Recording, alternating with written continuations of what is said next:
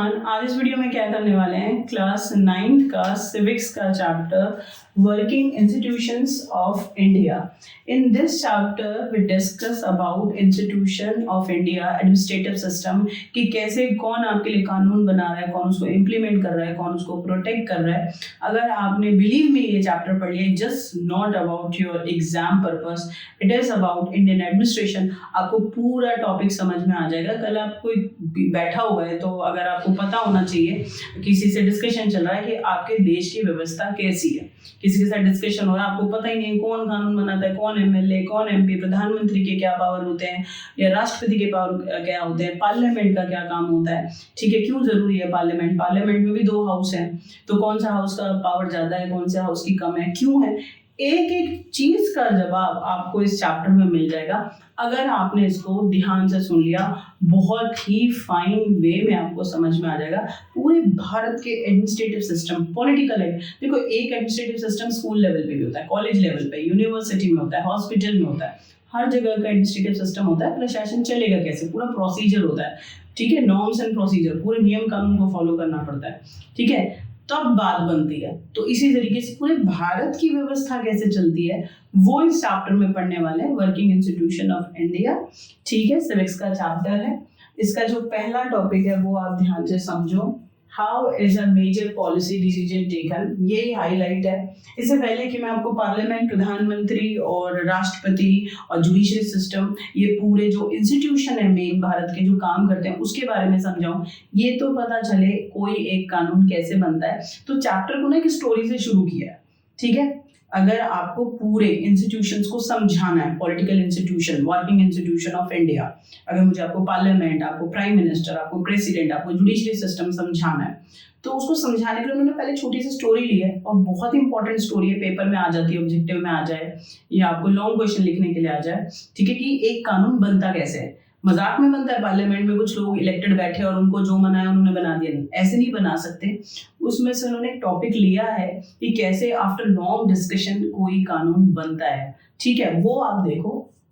क्या हुआ बेटा, ऑन अगस्त 30, 1990 में कानून पास हुआ, government of India issued a official memorandum, ठीक है, इन 1919 ऑफिशियल मेमोरेंडम। क्या होता है ऑफिशियल मेमोरेंडम? जो भी government of India, central government, ठीक है, जो भी ऑर्डर रिलीज करती है, जो भी कानून बनाती है, उनको हम कहते हैं ऑफिशियल मेमोरेंडम। बात समझ में आ गई आपको? This order announce a major policy decision. It said to the 27% of vacancies in civil post and services under the government of India are reserve for socially and educationally backward classes. अब मेरी बात ध्यान से सुनना, एक बहुत अहम कानून बना 13 तारीख को 1990 में, ठीक है, 13 अगस्त 1990 को एक बहुत इंपॉर्टेंट सेंट्रल गवर्नमेंट ने ऑफिशियल मेमोरेंडम जारी कर दिया कि पूरे भारत में 27% reservation socially and educationally backward, जो समाज में और एजुकेशन में पीछे रह गए, उनको आइडेंटिफाई कर उन सोशल ग्रुप्स को 27% जॉब में रिजर्वेशन दे दिया, गवर्नमेंट जॉब्स में, कि इनको मिलेगा। बात समझ में आ गया? तो ऐसे सोचा, और इतनी बड़ी पॉपुलेशन है, इतनी सारी जातियां हैं, रिजर्वेशन पहले से था शेड्यूल कास्ट और शेड्यूल ट्राइब को, अब कौन सा रिजर्वेशन मिलने वाला था, ठीक है। तो ध्यान से इस बात को समझो कि क्या हुआ, गवर्नमेंट ने ना बीपी मंडल कमीशन, एक ऑर्गेनाइज, मैं आपको स्टोरी समझा रही हूँ, जरा ध्यान से सुनना। गवर्नमेंट को लगा कि जो शेड्यूल ट्राइब है और शेड्यूल बैकवर्ड क्लासेस हैं, ठीक है, उनके अलावा भी भारत के अंदर कुछ ऐसे सोशल कम्युनिटीज अभी भी मौजूद है जो पिछड़े हुए हैं, एजुकेशनली पिछड़े हुए हैं, ठीक है, या समाज में पीछे रह गए, उनको ना तो वो अपर क्लास में है और ना उनको शेड्यूल कास्ट और शेड्यूल ट्राइब में रखा गया कि बेनिफिट मिल जाता है रिजर्वेशन का।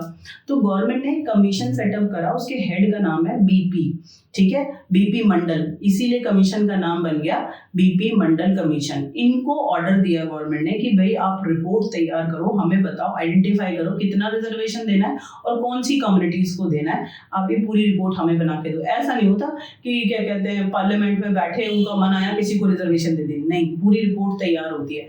तो क्या कमीशन बनाया गया? BP Mandal commission. आप ये बात देखो, बीपी मंडल कमीशन इन 1979, ये ऑब्जेक्टिव में आता है। 1979 में बीपी मंडल कमीशन बना under the leadership of BP Mandal, इसलिए कमीशन का नाम बीपी मंडल है, ठीक है। और सेंट्रल गवर्नमेंट ने ऑर्डर दिया कि आप रिपोर्ट तैयार कराओ about socially and educationally backward class के बारे में, कि कौन कौन है, उनको आइडेंटिफाई करो उन जातियों को, और प्लस उनको कितना रिजर्वेशन देना है, ठीक है। तो कमीशन कब बना? 1979 में, ठीक है। अब आप आगे चलो, आगे क्या लिखा हुआ है? द कमीशन गेव रिपोर्ट इन 80। अब आप इस बात को देखो, 79 में वो बना कमीशन, ऐसा तो नहीं है कि बना और एकदम से रातों रात रिपोर्ट तैयार करी। उन्होंने सर्वे करा, देखा कौन सी जातियां पिछड़ी हैं, किनको एजुकेशनली बैकवर्ड हैं, किनको अभी भी पढ़ाई का मौका नहीं मिल रहा है। तो आप ये देखो कि ये बना 1979 में, एक साल इन्होंने काम करा। 1980 में इन्होंने सेंट्रल गवर्नमेंट को अपनी रिपोर्ट दे दी। इससे पहले कि गवर्नमेंट कुछ इसके ऊपर कानून बना पाती, ठीक है, गवर्नमेंट चेंज हो गई, होता है ना कि बीजेपी आ गई, बीजेपी के बाद अगर बीजेपी इलेक्शन हार गई और कांग्रेस जीत गई तो कांग्रेस सत्ता में आ गई, तो दूसरी पॉलिटिकल पार्टी आ गई थी, तो रिपोर्ट तो बन गई थी, कानून नहीं बन पाया। बात ध्यान से समझना, 80 में बीपी मंडल कमीशन ने रिपोर्ट दे दी थी कि हाँ, उन्होंने रिपोर्ट में लिखा 27% रिजर्वेशन होना चाहिए सोशली और इकोनॉमिकल बैकवर्ड क्लासेस को, ठीक है। उन्होंने बोला कि हाँ होना चाहिए रिजर्वेशन और 27% होना चाहिए, पूरी रिपोर्ट बना के दे दी। लेकिन वो रिपोर्ट बार बार लोकसभा में रखी जाए, पार्लियामेंट में, और बार बार वो फेल हो जाए, डिस्कस ही ना हो। बात समझ में आ गई आपको? तो वो लटक गई, वो कानून नहीं बना। देखो, रिपोर्ट कब बन गई? 1980 में, तो तभी कानून बन जाना चाहिए था, लेकिन नहीं। अच्छा, इलेक्शन हुए लोकसभा के 1989 में। कब इलेक्शन हुए? 1989 में इलेक्शन हुए। जनता दल एक पार्टी थी, उनके लीडर थे वीपी सिंह। उन्होंने जनता से अपील करी कि अगर उनको मस्टर्ड सपोर्ट इलेक्शन में मिला, ठीक है, ही कम इन पावर, अगर कम्स इन पावर, अगर वो इलेक्शन में जीत गए और वो पावर में आ गए, प्राइम मिनिस्टर बने, तो फिर वो बीपी मंडल कमीशन की जो रिपोर्ट है 27% रिजर्वेशन की, वो उसको इम्प्लीमेंट कर देंगे, कानून बना देंगे।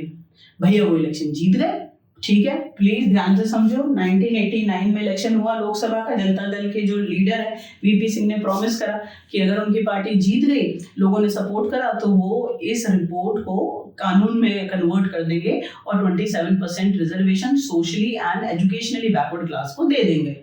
वो जीत गए, तो उन्होंने अपने प्रोमिसेस को पूरा क्या कहते हैं अनाउंस करा, ठीक है। लोग जब जीतने के बाद वीपी सिंह ने 6 अगस्त 1990 को, ठीक है, यूनियन कैबिनेट, ठीक है, जो मिनिस्टर्स का पूरा कैबिनेट होता है, जितने भी मिनिस्टर होते हैं चुने हुए, वो साथ में बैठते हैं, उनके सामने अनाउंस कर दिया कि भाई 27% रिजर्वेशन मिलना चाहिए। बहुत बढ़िया बात है, वो इम्प्लीमेंट हो गई रिकमेंडेशन। अब इस स्टोरी को पकड़ो, कानून ऐसे नहीं बना कि रातों रात ख्वाब आ गए। सेंट्रल गवर्नमेंट ने 79 में बीपी मंडल कमीशन को स्टैब्लिश करा, बनाया, और उन बीपी मंडल को बोला कि भाई आप सर्वे करो, हमें रिपोर्ट बना के दो कि और कितने कम्युनिटीज को, सोशल ग्रुप्स को रिजर्वेशन दी जा सकती है। उन्होंने 1980 में एक साल के अंदर सर्वे करके रिपोर्ट तैयार कर दी और उन्होंने बोला 27% रिजर्वेशन दी जा सकती है सोशल और एजुकेशनल बैकवर्ड क्लासेस को। समझ में आ गया? लेकिन आप सोचो, 80 से लेकर और 90 तक 10 साल तक वो बिल लोकसभा में लटका रहा, बार बार रिप्रेजेंट होता रहा, डिस्कस होता रहा, लेकिन कानून नहीं बना। लेकिन 1989 में जब लोकसभा के इलेक्शन हुए, प्रधानमंत्री वाले इलेक्शन जब हुए, तो जनता दल ने प्रॉमिस करा, जनता दल के लीडर थे वीपी सिंह, कि अगर उनकी पार्टी जीत गई और पावर में आई, ठीक है, तो फिर बेटा वो इस रिजर्वेशन वाली रिपोर्ट को, बीपी मंडल रिपोर्ट को कानून में कन्वर्ट कर देंगे, रिजर्वेशन लोगों को दे देंगे 27%, ठीक है। वो जीत गए और 1990 में उन्होंने अनाउंस कर दिया, इम्प्लीमेंट कर दिया, इस तरीके से कानून बना। अच्छा, बनने के बाद ऐसे ही हो जाता है कि लोग अपने उसे डाइजेस्ट कर लेते हैं? नहीं, अगर तो लोगों को वो कानून पसंद आता है तो वेल एंड गुड, वो इम्प्लीमेंट हो जाता है, सोसाइटी में एक्सेप्टेबल हो जाती है बात। और अगर नहीं पसंद आया तो people raise their voice, started struggle, ठीक है, गवर्नमेंट को सप्रेस करते हैं कि चेंज दिस लॉ, हमें पसंद नहीं आया। ये भी एक तरीका। तो हुआ क्या, जरा वो देखो। This was how OM official memorandum number, ये ऑफिशियल मेमोरेंडम नंबर है, हर जब भी कोई ऑर्डर पास करती है, कानून पास होता है गवर्नमेंट की तरफ से, तो इस तरीके से उसको एक नंबर दे दिया जाता है, ये नाम है। तो कह रहे हैं कि रिजर्वेशन वाला जो लॉ पास हुआ उसका ऑफिशियल मेमोरेंडम नंबर ये है और 13 अगस्त को कानून पास हो गया।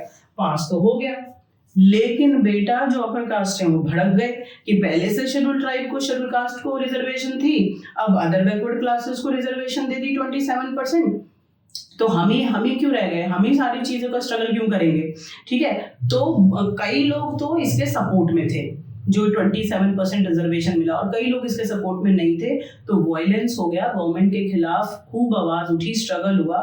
तो उसकी वजह से क्या हुआ बेटा, Indira Sahani and other versus union of Indian case, यानी यूनियन गवर्नमेंट, सेंटर गवर्नमेंट ने तो पास करा था ये कानून, वर्सेस क्या हो गया, Indira Sahani and others. Indira Sahani special नाम दे दिया एक आदमी का, बहुत सारे अलग अलग लोगों ने सुप्रीम कोर्ट में अपील कर दी, हमें ये कानून नहीं चाहिए, इसको बैन कर दो, इसको अबॉलिश कर दो। ठीक है, तो Indira Sahani versus central government हो गया, यूनियन गवर्नमेंट हो गया, और ये केस कहाँ चला गया, सुप्रीम कोर्ट में।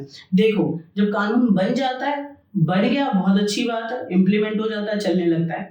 अगर नहीं लोग सेटिस्फाइड हो रहे हैं तो उसको कहाँ पे सुनवाई होगी उसकी, दोबारा से सुप्रीम कोर्ट में। सुप्रीम कोर्ट में ये केस चला गया, 11 जजेस की एक बेंच ने, 11 जज बैठे सुप्रीम कोर्ट में, एक दो ने, 11 जजेस ने सारे लोगों की जो अपील थी उसको सुना, दोनों तरफ के सारे प्रूफ को सुना कि जनता क्या कह रही है, ठीक है, या गवर्नमेंट ने इसको किन प्रूफ के साथ इसको इम्प्लीमेंट करा इस कानून को। ठीक है, आखिरकार जजमेंट किसके फेवर में आया, गवर्नमेंट के फेवर में आया, और सेंट्रल गवर्नमेंट ने के फेवर में 1992 में सुप्रीम कोर्ट ने डिक्लेयर करा कि जो 27% रिजर्वेशन वाला बिल है, जो लॉ बनाया है भारतीय सरकार ने, ये वैलिड है। प्लस जब इसको वैलिडेशन डिक्लेयर कर दिया कि नहीं ये तो वैलिड है और ऐसे ही रहेगा, लेकिन जो सुप्रीम कोर्ट है साथ में उसने ही बोला कि इसमें थोड़ा सा मॉडिफिकेशन कर दो, थोड़े से चेंजेस कर दो, तो वो भी हुए। लेकिन आपको याद रखना चाहिए कि सेंट्रल गवर्नमेंट वर्सेस जब पीपल हुआ अबाउट 27% रिजर्वेशन, तो सेंट्रल गवर्नमेंट जीत गई, याद रहेगा आपको। तो this is the story about a law, कि कैसे एक कानून बनता है। पहले उसके ऊपर रिपोर्ट तैयार होती है, एक क्वेश्चन उठाया जाता है, वुमेन एम्पावरमेंट, हेल्थ, एजुकेशन, ठीक है, वो पार्लियामेंट में डिस्कस होता है, फिर उसके लिए कमीशन बैठाया जाता है, ठीक है, और उसके बाद सजेशन लिए जाते हैं कि क्या क्या चेंजेस करने हैं, फिर वो कानून बनता है, लोगों तक पहुंचता है, इम्प्लीमेंट, एग्जीक्यूटिव जो होते हैं उसको अपने अपनी जगह पर इम्प्लीमेंट कर देते हैं। लोग सेटिस्फाइड है तो बढ़िया, नहीं है तो उसको रिकंसल्ट करना पड़ जाता है, सुप्रीम कोर्ट तक बात पहुंच जाएगी, फिर वो सुप्रीम कोर्ट के हाथ में है कि उसको अबॉलिश करे, चेंज करने के ऑर्डर दे या एज इट इज रहने दे। तो this is the way any law, ठीक है, इम्प्लीमेंट और मेक इन आवर कंट्री। ऐसा नहीं है मुंह उठाया और कोई भी कानून बन गया। तो ये है 27% reservation for social and educationally backward classes के लिए कैसे कानून बना, बीपी मंडल कमीशन कैसे स्टैब्लिश हुआ, 79 में रिपोर्ट 80 में दी, और जनता दल ने 89 लोकसभा के इलेक्शन में कहा कि अगर वो जीत गए, ठीक है, तो फिर वो इसको कानून बना देंगे, और उन्होंने अपने प्रॉमिस को पूरा भी करा। ठीक है, तो ये है एक कानून कैसे बनता है। इसके बाद हम चैप्टर को कंटिन्यू करेंगे कि जो पॉलिटिकल इंस्टीट्यूशन है, जुडिशरी और एजुकेटिव और लेजिस्लेटिव, इसकी ज़रूरत क्यों होती है, प्राइम मिनिस्टर कौन होते हैं, प्रेसिडेंट कौन होते हैं, कैसे चुने जाते हैं, क्या उनकी पावर होती है। चैप्टर को कंटिन्यू करेंगे नेक्स्ट वीडियो में। तब तक के लिए आप बहुत खुश रहो और पढ़ते रहो।